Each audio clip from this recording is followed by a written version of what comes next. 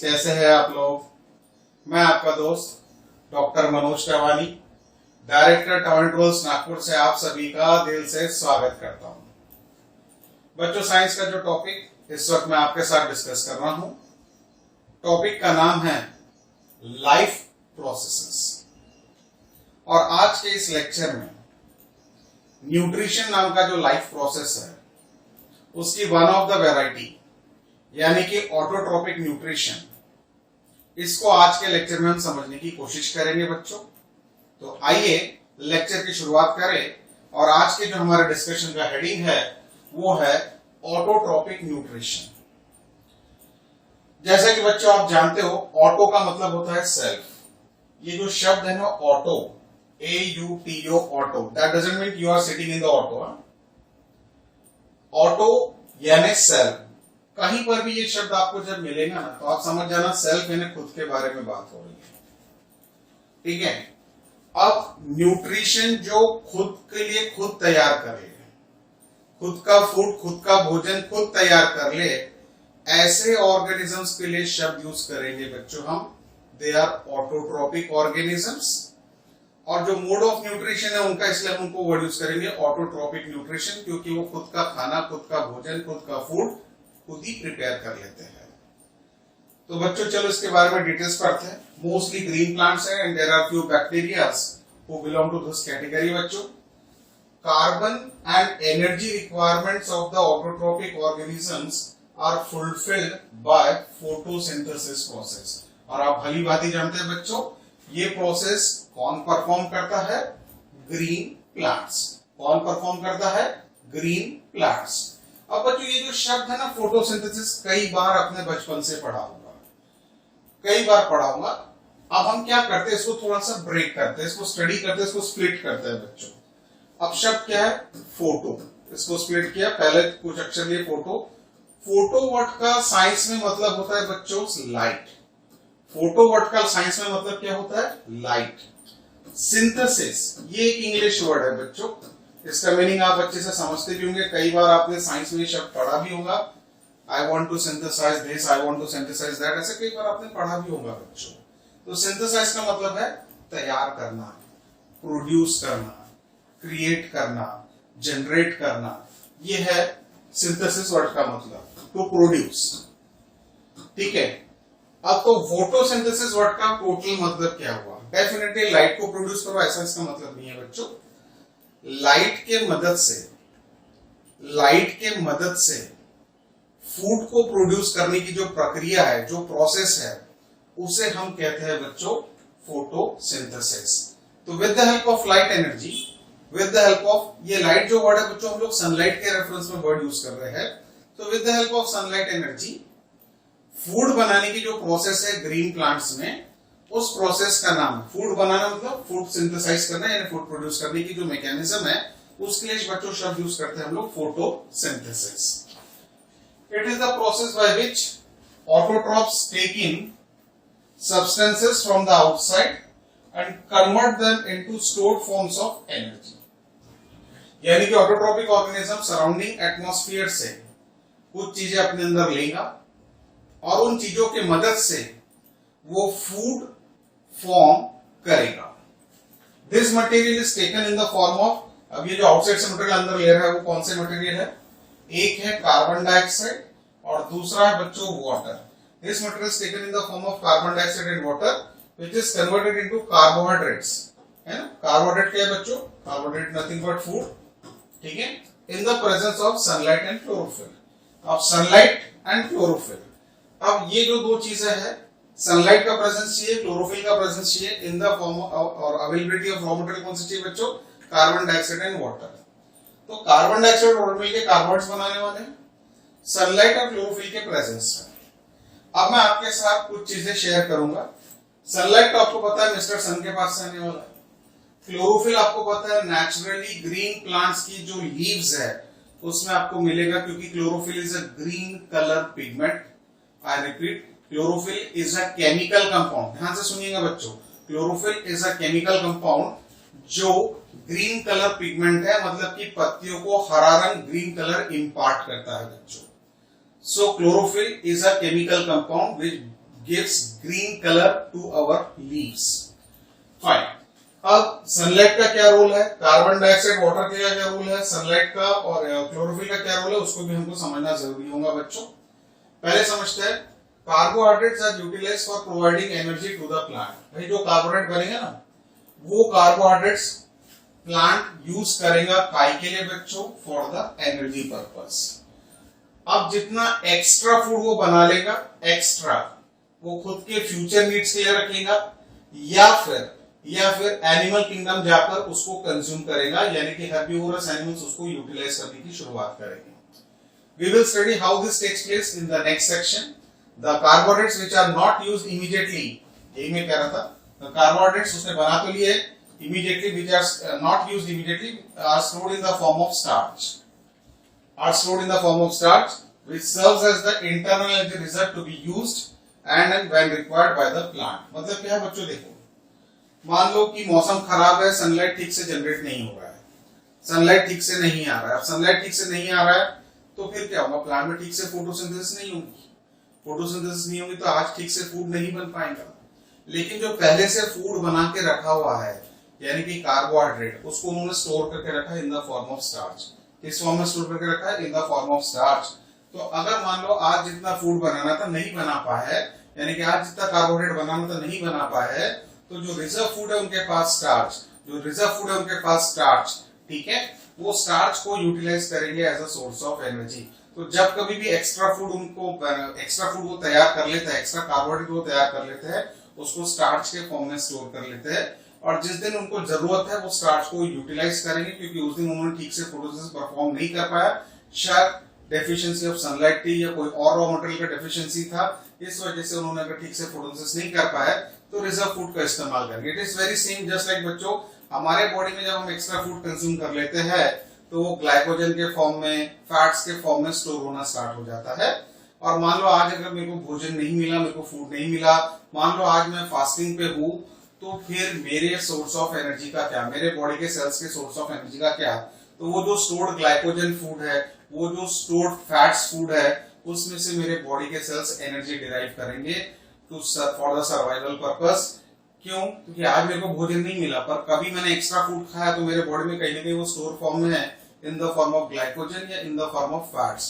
तो वहां से मेरे सेल्स जो है, मेरे टिश्यूज जो है, एनर्जी डिराइव करने का काम करते हैं।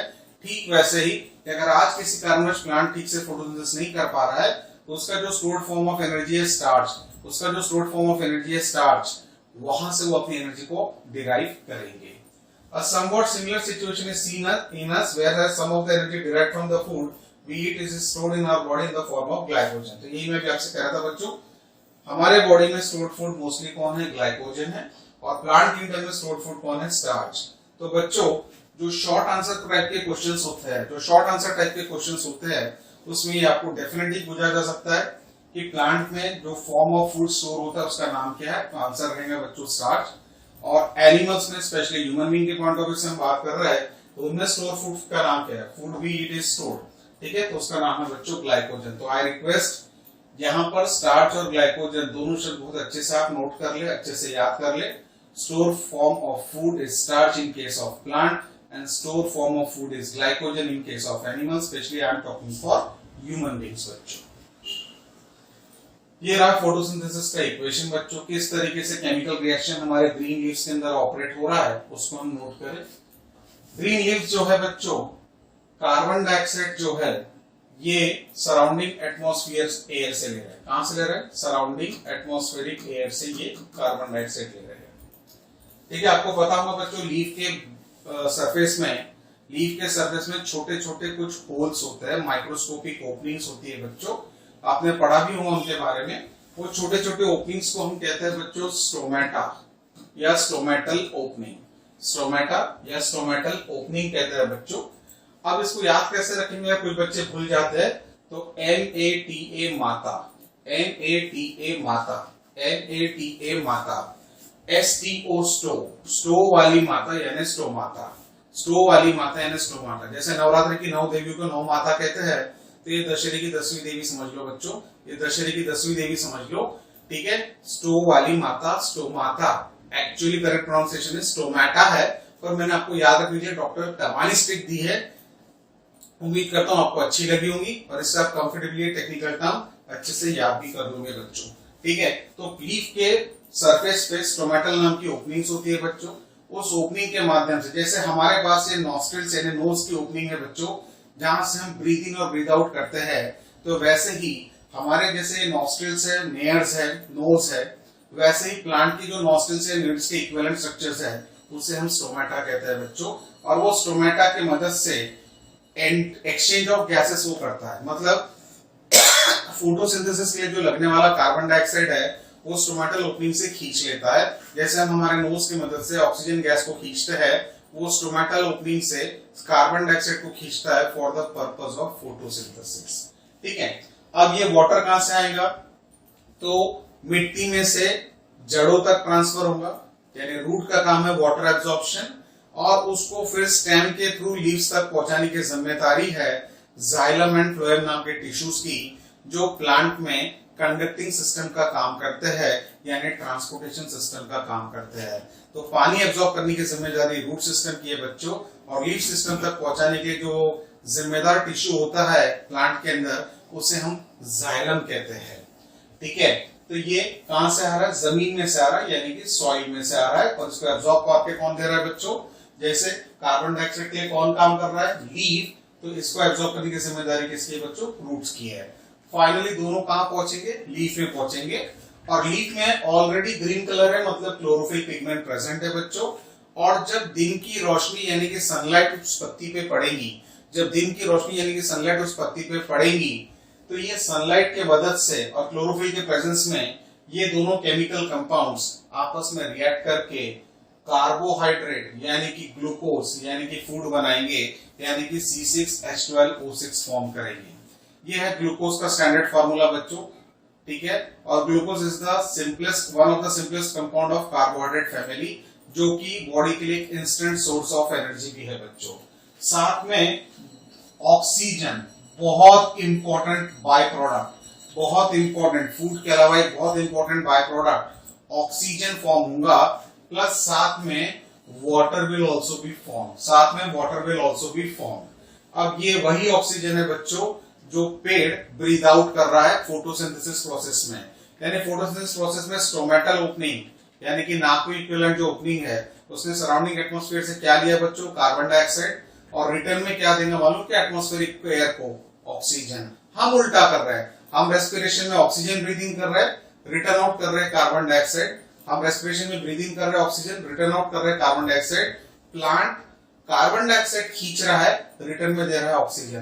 प्लांट कार्बन डाइऑक्साइड खींच रहा है, रिटर्न में दे रहा है ऑक्सीजन। हम जैसों के लिए, दुनिया में जितने भी एरोबिक ऑर्गेनिजम्स है उनके लिए, ताकि उस ऑक्सीजन के सपोर्ट से हम लोग जिंदा रह सके। ठीक है, और साथ में यानी कि लाइफ सपोर्टिंग गैस, नेचर की, कुदरत की जो फैक्ट्री है ऑक्सीजन बनाने की, नेचर की कुदरत की जो फैक्ट्री ऑक्सीजन बनाने की, यहाँ पर आप देख सकते हो बच्चों, हिंदी में आपने एक मुहावरा सुना होगा, एक पंथ दो काज, एक पंथ दो काज, मतलब काम एक हो रहा है लेकिन हमारी यूटिलिटीज दो जनरेट हो रही है। मतलब क्या, काम फोटोसिंथेसिस हो रहा था फूड बनाने के लिए, काम फोटोसिंथेसिस हो रहा था फूड बनाने के लिए, लेकिन साथ में हमको एक वैल्यूएबल प्रोडक्ट ऑक्सीजन भी मिला, साथ में हमको एक वैल्यूएबल प्रोडक्ट ऑक्सीजन भी मिला।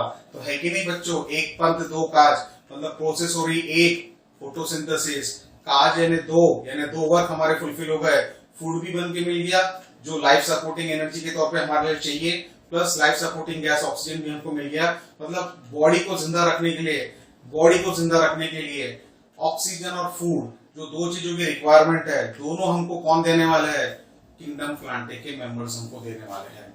और ये जो वाटर है बच्चों 6H2O, ये वाटर मोस्टली पत्तियां लॉस कर देती है in the form of transpiration, mostly loss करती है in the form of transpiration. जैसे हम इंसानों को पसीना आता है, तो उसे हम कहते हैं पर्सपीरेशन यानी कि स्वेटिंग, पर्सपीरेशन यानी कि स्वेटिंग।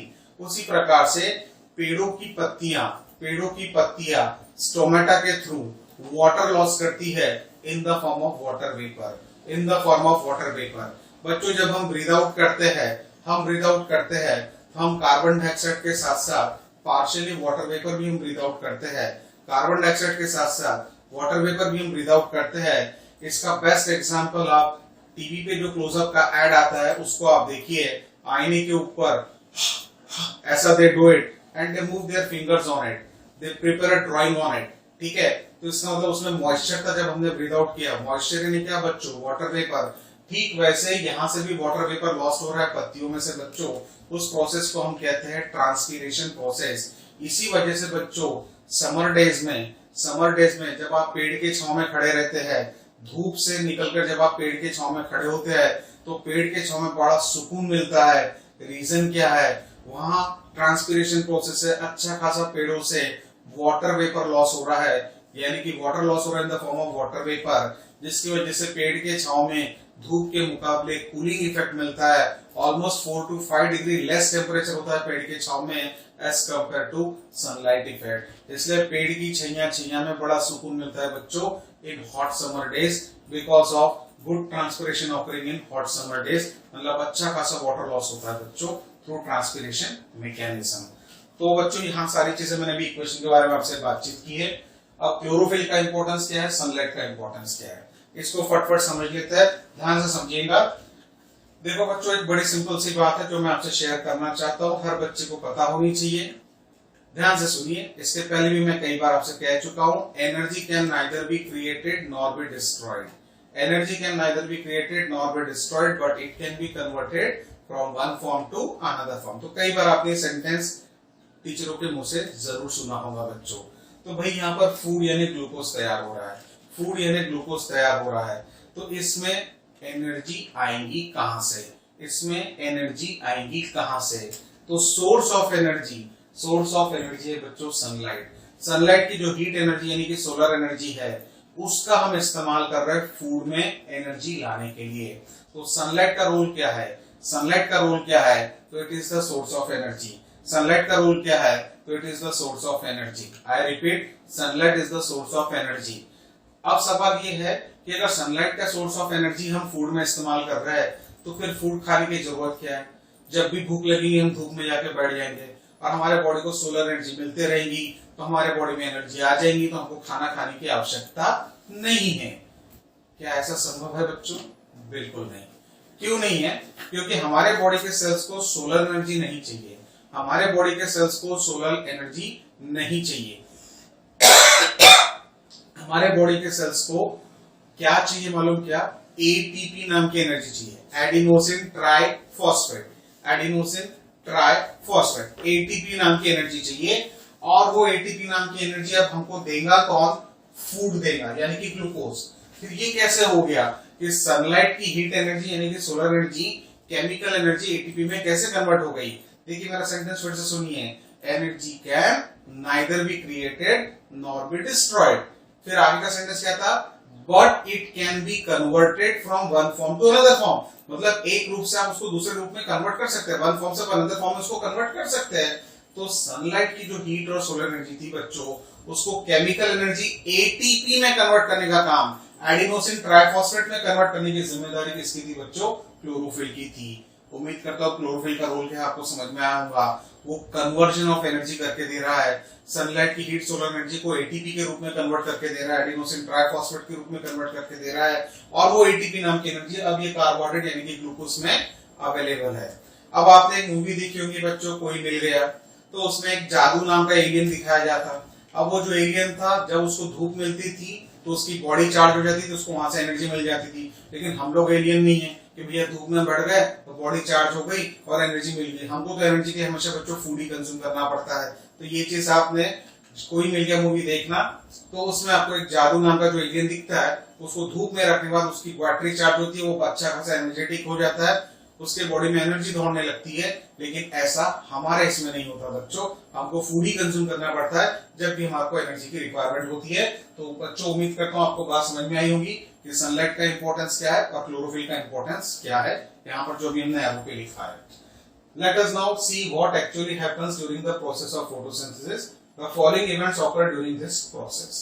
ठीक है, कौन कौन से इवेंट्स है? Absorption of light energy by chlorophyll. तो लाइट एनर्जी को एब्जॉर्ब कौन करेगा? क्लोरोफिल पिगमेंट करेगा। ठीक है, लाइट एनर्जी को एब्जॉर्ब कौन करेगा? क्लोरोफिल पिगमेंट करेगा। क्यों करेगा? मैंने भी आपसे कहा वो सोर्स ऑफ एनर्जी है। और क्लोरोफिल उस एनर्जी का कन्वर्जन करके देगा हमको एटीपी के रूप में। यानी कि सनलाइट की जो सोलर एनर्जी है, सनलाइट की जो सोलर एनर्जी है उसको हमको एटीपी यानी एडिनोसिन ट्राइफॉस्फेट में हमको यानी केमिकल एनर्जी में हमको कन्वर्ट करना है बच्चों। सेकंड पॉइंट है conversion of light energy to chemical energy. यही मैं आपसे कह रहा हूँ, सोलर एनर्जी को हमको कहां में कन्वर्ट करना है, एटीपी में कन्वर्ट करना है। And splitting of water molecules into hydrogen and oxygen. अब ये जो वाटर मॉलिक्यूल्स है, वाटर मॉलिक्यूल्स में कौन कौन से एलिमेंट्स है बच्चों, हाइड्रोजन और ऑक्सीजन है, हाइड्रोजन एंड ऑक्सीजन है। तो इसको हाइड्रोजन और ऑक्सीजन में स्प्लिट करना है, यानी कि वाटर जो है बच्चों, वाटर जो है इसको हमको काय में स्प्लिट करना है, हाइड्रोजन में, और काय में स्प्लिट करना है, ऑक्सीजन में स्प्लिट करना है, हाइड्रोजन और ऑक्सीजन में स्प्लिट करना है। ठीक है, अब ये जो ऑक्सीजन यहां से निकलेगा वो यहां से निकल जाएगा as a life supporting gas for the entire living world. ठीक है, और ये जो हाइड्रोजन रहेगा बच्चों, ये हाइड्रोजन जो है, ये हाइड्रोजन क्या करेगा, इस कार्बन डाइऑक्साइड से दोस्ती करेगा। हाइड्रोजन जो है कार्बन डाइऑक्साइड से दोस्ती करेगा to form the glucose, to form the glucose. तो आप ध्यान से देख सकते हो बच्चों, यहाँ पर ध्यान से देखेंगे अगर आप, तो यहाँ पे कार्बन डाइऑक्साइड में कार्बन और ऑक्सीजन दो ही लोग हैं, कार्बन और ऑक्सीजन दो ही लोग हैं। यहाँ पे ग्लूकोज में देखिए कार्बन हाइड्रोजन ऑक्सीजन तीन लोगों की दोस्ती है, यहाँ पे दो लोगों की दोस्ती, यहाँ पे तीन लोगों की दोस्ती है। तो डेफिनेटली कार्बन और ऑक्सीजन को हाइड्रोजन से दोस्ती करना पड़ेगा, कार्बन ऑक्सीजन को हाइड्रोजन से दोस्ती करना पड़ेगा, तब जाके वो ग्लूकोज यानी कि कार्बोहाइड्रेट बना सकते हैं। लेकिन फिर हाइड्रोजन आएगा कहां से, हाइड्रोजन आएगा कहां से, तो बड़ा सिंपल सा आंसर है, वाटर में से आएगा, क्योंकि वाटर के अलावा तो दूसरा कोई सोर्स ऑफ हाइड्रोजन है ही नहीं। तो डेफिनेटली वाटर को स्प्लिट होना पड़ेगा, हाइड्रोजन अलग ऑक्सीजन अलग। हाइड्रोजन जाएगा दोस्ती करने के लिए कार्बन डाइऑक्साइड के साथ टू फॉर्म द ग्लूकोज और कार्बोहाइड्रेट, और जो बचा हुआ ऑक्सीजन है, जो बचा हुआ ऑक्सीजन है वो यहाँ पर हमारे पास लाइफ सपोर्टिंग गैस बनके बाहर रिलीज हो जाएगा बच्चों। ठीक है, और फिर reduction of carbon dioxide to carbohydrates. अब reduction of carbon dioxide to carbohydrates कैसे हुआ, मैंने क्या कहा बच्चों भी आपको, मैंने कहा यहां से हाइड्रोजन कार्बन डाइऑक्साइड में ऐड होगा, यहां से हाइड्रोजन निकलेगा कार्बन डाइऑक्साइड में ऐड होगा।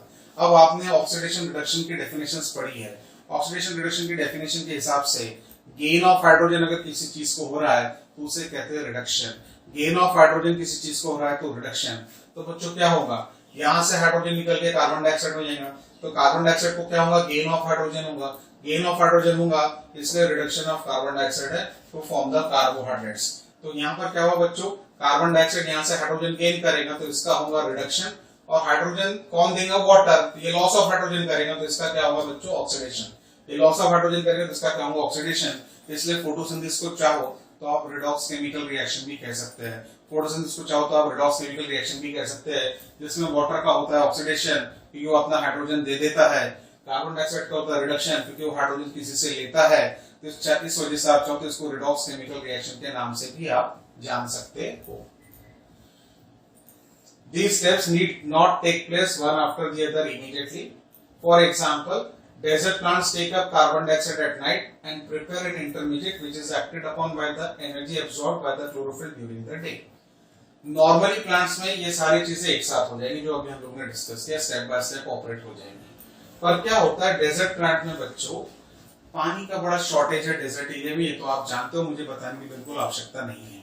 अब डेजर्ट प्लांट में क्या होगा बच्चों कि स्टोमेटा नाम का जो गेट होता है यानी पत्तियों में जहां से एक्सचेंज ऑफ गैसेस होता है, वो बात बिल्कुल सही है, लेकिन साथ में वाटर लॉस भी होता है, ट्रांसपिरेशन प्रोसेस की जो भी हमने बात की थी, वाटर लॉस होगा।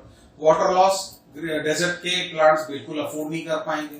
क्यों नहीं अफोर्ड कर पाएंगे, पहले तो स्कैर्सिटी ऑफ वाटर है, शॉर्टेज ऑफ वाटर है, तो ट्रांसपिरेशन से वाटर लॉस वो मिनिमम रखना चाहते हैं या नहीं रखना चाहते हैं, बॉडी किसी भी तरीके से पानी का लॉस ना करे, इसलिए वहां पर फोटोसिंथेसिस की जो साइकिल है बच्चों वो दिन और रात में बटी हुई है, वो दिन और रात में बटी हुई है।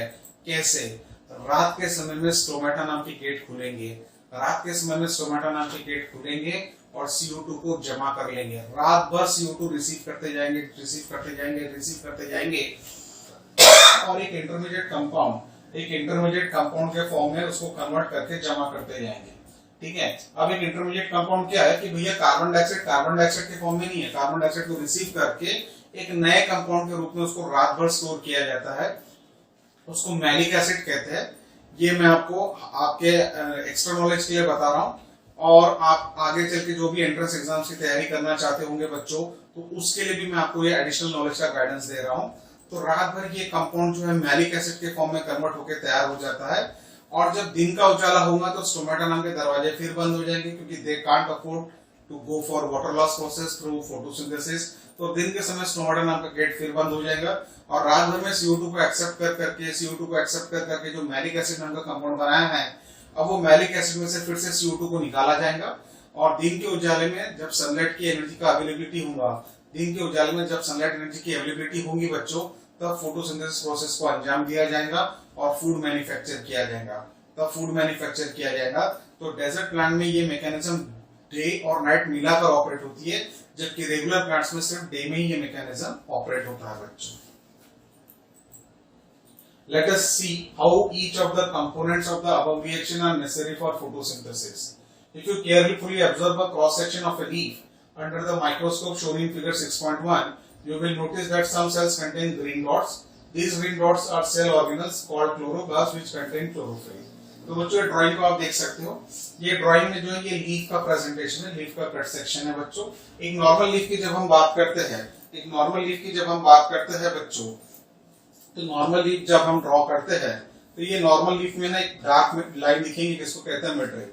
ठीक है, ये डार्क लाइन जो दिखती है इसको क्या कहते हैं बच्चों? मेट्रिक। और साइड में फिर कुछ वेन्स निकलती है, फिर उसकी ब्रांचेस भी निकलती है, इनको कहते हैं लैटरल वेन्स, और ये फिर उसके कुछ ब्रांचेस भी निकलती है बच्चों। तो इसके अंदर टिश्यूज है जाइलम और फ्लोएम, जिसको कहते हैं वैस्कुलर बंडल। तो जाइलम का काम क्या है? वाटर कंडक्शन, और फ्लोएम का काम है फूड कंडक्शन। हमारे पत्तियों के सेल्स जब फूड बनाएंगे, सीसीस, एस्ट्रोलोसिस, ग्लूकोज यानी कार्बोहाइड्रेट बनाएंगे, तो वहां से बनाया गया फूड रूट तक भी पहुंचाना है, स्टेम तक भी पहुंचाना है, बॉडी के हर सेल तक पहुंचाना है। तो ये जिम्मेदारी कौन उठाएगा? ये फूड कंडक्शन की रिस्पॉन्सिबिलिटी कौन उठाएगा? तो वो है बच्चों फ्लोएम नाम का टिश्यू।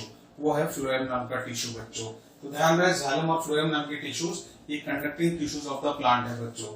अब ये लीफ का हमने क्रॉस सेक्शन ड्रॉ किया है, तो लीफ का जो ऊपर का सरफेस है यहाँ पर ये अपर एपिडर्मिस है, ये लीफ का लोअर के सरफेस में लोअर एपिडर्मिस नाम के सेल है। तो अपर एपिडर्मिस नाम के सेल, लोअर एपिडर्मिस नाम के सेल आप देख सकते हो। अब लेकिन लोअर एपिडर्मिस नाम के सेल में देखो बच्चों यहाँ पर ओपनिंग दिख रही है, जो कि अपर एपिडर्मिस में आपको नहीं दिख रही है।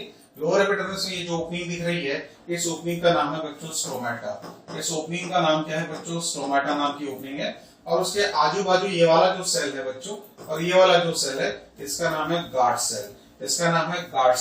ये गार्ड सेल डिसाइड करता है कि स्टोमाटा नाम का ओपनिंग ओपन रहना चाहिए या स्टोमाटा नाम का ओपनिंग क्लोज हो जाना चाहिए। ये गार्ड सेल डिसाइड करता है, आई रिपीट, कि स्टोमाटा नाम का ओपनिंग ओपन रहना चाहिए या स्टोमाटा नाम का ओपनिंग क्लोज हो जाना चाहिए। ठीक है, कि दरवाजा खुला रहना चाहिए, दरवाजा बंद रहना चाहिए, ये कौन डिसाइड करेगा? गार्ड सेल्स, जो स्टोमेटल ओपनिंग के आजू बाजू लगे हुए हैं बच्चों। अब अगर ये ओपनिंग ओपन है तो यहाँ से एक्सचेंज ऑफ गैसेस होगी, मतलब CO2 अंदर से आ जाएगा, और CO2 अंदर आने के बाद देखिए उसको एक्सेप्ट, यहाँ पे एम्प्टी स्पेसेस है, एयर स्पेसेस है। ठीक है, ये CO2 के लिए एयर स्पेसेस है बच्चों, एम्प्टी स्पेसेस आपको दिख रही है। और ये जो सेल है, पत्तियों की जो सेल है ना बच्चों, ये सेल के अंदर देखिए, ये सेल के अंदर देखेंगे आप ध्यान से, तो यहाँ पर ये ग्रीन कलर के स्ट्रक्चर्स आपको दिख रहे हैं। ठीक है, ये सेल के अंदर जो ग्रीन कलर के स्ट्रक्चर्स आपको दिख रहा है, इनका नाम है बच्चों क्लोरोप्लास्ट। इनका नाम क्या है? क्लोरोप्लास्ट। तो ये जो ग्रीन कलर के स्ट्रक्चर्स आपको दिख रहा है, ये है बच्चों क्लोरोप्लास्ट। ये स्ट्रक्चर का नाम क्या है बच्चों? क्लोरोप्लास्ट। और ये क्लोरोप्लास्ट के अंदर आपको क्या मिलेगा? क्लोरोफिल नाम का पिगमेंट। ये क्लोरोप्लास्ट के अंदर आपको क्या मिलेगा बच्चों? क्लोरोफिल नाम का पिगमेंट, जो एनर्जी कन्वर्जन के लिए रिस्पॉन्सिबल है during the process of photosynthesis बच्चों। तो ये लीफ का मैंने थोड़ा सा आपको ट्रांसफर सेक्शन बताया, यानी कि माइक्रोस्कोप में लीफ का सेक्शन स्टडी करेंगे तो कैसा दिखेगा, उस पर अभी हमने बातचीत की बच्चों। Now let us study how the plant obtains carbon dioxide. We know stomata, figure 6.3, which are tiny pores present on the surface of the leaf, जो मैंने भी आपको बताया बच्चों। Massive amounts of gaseous exchange takes place in the leaves through these pores for the purpose of photosynthesis. तो stomata नाम की opening जो है बच्चों, उसी के माध्यम से गैसेस एक्सचेंज मोस्टली हो जाता है। But it is important to note here that exchange of gases occurs across the surface of stems, roots and leaves also. सिर्फ लीफ में होता है ऐसा नहीं है, थोड़े थोड़े क्वांटिटी में कुछ पोर्स स्टेम के सेल में भी प्रेजेंट है, रूट्स में भी प्रेजेंट है, तो वहां पर भी थोड़ा थोड़ा एक्सचेंज ऑफ गैसेस संभव है। लेकिन मेजर एक्सचेंज ऑफ गैसेस कहां पर हो रहा है बच्चों? तो वो लीफ में हो रहा है। Major exchange of gases leaf में प्रेजेंट स्टोमेटा से हो रहा है, but there are certain stomatal-like openings in the stem as well as roots, वहां पर भी एक्सचेंज ऑफ गैसेस होता है। इस चीज को आप नोट करें। लेकिन हाँ ये चीज है कि फोटोसिंथेसिस प्रोसेस कहाँ ऑपरेट हो रहा है, लीफ में, ना कि स्टेम में, ना कि रूट्स में। Since large amount of water can also be lost through this stomata, जो कि मैंने अभी बात किया डेजर्ट प्लांट में जब मैंने आपसे चर्चा किया, the plant closes this pores when it does not need carbon dioxide for photosynthesis. फिर रात में फोटोसिंथेसिस प्रोसेस नहीं हो रहा है तो गार्ड सेल्स स्टोमेटल ओपनिंग को क्लोज कर देंगे। The opening and closing of the pour is a function of the guard cells, जो मैंने अभी आपसे शेयर किया। The guard cells swell when water flows into them, causing the stomatal pore to open. Similarly, the pore closes if the guard cells shrink.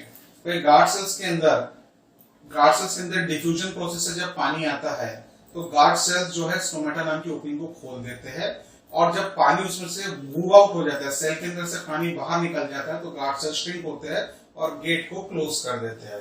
कुछ इस तरीके से drawing आप देख सकते हो बच्चों। गार्ड सेल्स में अगर ये गार्ड सेल्स है बच्चों, ये जो लाइट ग्रीन कलर का आपको दिख रहा है ये गार्ड सेल्स है बच्चों, और ये स्टोमेटल ओपनिंग है, ठीक है, स्टोमेटल ओपनिंग, ठीक है, this is the stomatal opening बच्चों, ये गार्ड सेल्स है। तो गार्ड सेल्स के अंदर जब पानी इन्फ्यूज होता है बच्चों तो ये काफी मोटा हो जाता है, देख सकते हो आप, और ये ओपनिंग क्रिएट हुई है। लेकिन इसमें से जब पानी मूव आउट हो जाएगा, अब आप देखिए बच्चों यहाँ पर इसका डायमीटर देखिए करीब करीब, ठीक है, इसका डायमीटर देखिए और इसका डायमीटर देखिए, आपको ध्यान में आएगा कि ये डायमीटर काफी बड़ा है, ये डायमीटर कम है। तो ये डायमीटर क्यों बड़ा है, क्योंकि इसके अंदर अभी बहुत सारा पानी आया हुआ है, जिस वजह से गार्ड सेल जो है ओपन होता है। जब पानी इन सेल में से बाहर निकल जाएगा तो सेल श्रिंक होंगे तो ये स्टोमेटा नाम की ओपनिंग ऑलमोस्ट क्लोज कर देते हैं, ठीक है। तो सेल के थिकनेस से आपको समझ में आ रहा होगा बच्चों कि ये काफी फुला हुआ सेल है। फुला हुआ क्यों, क्योंकि इसके अंदर भरपूर पानी की एंट्री हुई है अभी, इस वजह से वो ओपनिंग ऑफ द स्टोमेटा है। और जब सेल श्रिंक होंगे, मतलब इसमें से पानी बाहर चला जाएगा, तो स्टोमेटा नाम की ओपनिंग क्लोज हो जाएगी। तो आपके लिए बहुत इंपॉर्टेंट है यहाँ पर एक सेंटेंस, स्टोमेटा कब ओपन होता है, स्टोमेटा कब क्लोज होता है। ये सवाल अगर एग्जाम में आता है तो क्या जवाब लिखेंगे, तो हमारा आंसर क्या होगा, इसको समझ लेते हैं बच्चों। The guard cells swells when water flows into them, मतलब जब पानी अंदर आएगा गार्ड सेल्स मोटे हो जाएंगे, स्वेल होंगे, causing the stomatal pore to open, मतलब स्टोमेटा की ओपनिंग होगी। Similarly the pore closes if the guard cell shrink, अब गार्ड सेल श्रिंक कब होंगे, जो सेल के अंदर पानी आया था वो वापस बाहर निकल जाएगा, यानी से इंट्रासेलुलर से एक्स्ट्रासेलुलर हो जाएगा, वो श्रिंक होगा, तो गार्ड सेल्स स्टोमेटल ओपनिंग को क्लोज कर देंगे। तो ये बहुत इंपॉर्टेंट क्वेश्चन था आपके शॉर्ट आंसर क्वेश्चंस के लिए, कब स्टोमेटा ओपन होता है, कब स्टोमेटा क्लोज होता है। गार्ड सेल्स में पानी की एंट्री होगी तो सोलन होगा, गेट ओपन हो जाएंगे, और एग्जिट होगा पानी, गार्ड सेल्स में से सेल श्रिंक होंगे और स्टोमेटल गेट ओपनिंग जो है क्लोज हो जाएंगे। So far we have talked about how autotrophs meet their energy requirements, but they also need other raw materials for building their body. Water used in photosynthesis is taken up from soil by the roots in the terrestrial plant, जैसे कि मैं already आपसे बात कर चुका हूँ। Other materials like nitrogen, phosphorus, iron, magnesium are taken up from the soil. बच्चों इनको हम कहते हैं मिनरल्स, है ना। हर मिनरल का अपना अपना इंपॉर्टेंट है। जैसे आपको पता है हमारे बॉडी में आयरन का रोल क्या है, आयरन का रोल बड़ा सिंपल, हमारे बॉडी में हीमोग्लोबिन बनाना, ये आयरन का रोल है। और भी रोल्स है आयरन के जो आगे मैं आपके साथ डिस्कस करूंगा। सिर्फ हीमोग्लोबिन बनाना ये जरूरी नहीं है, मसल्स में मायोग्लोबिन नाम का कंपाउंड बनाना ये भी आयरन का रोल है, ठीक है।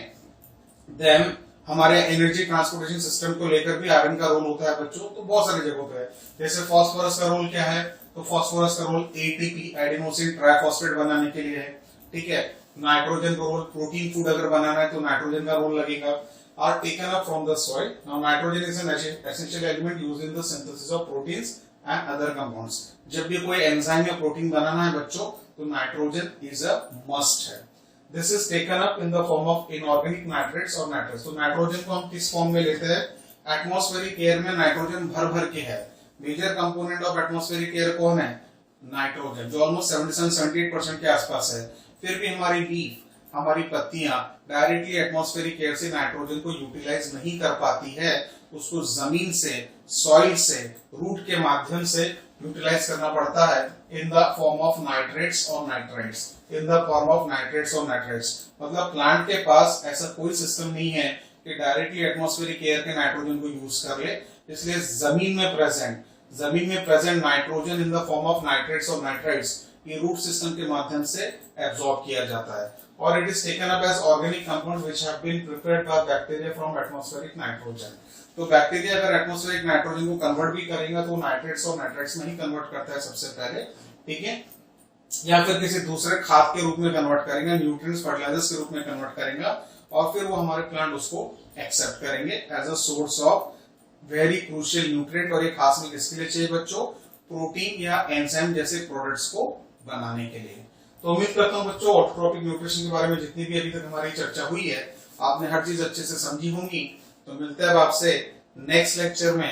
Till then bye bye, see you, thank you बच्चों।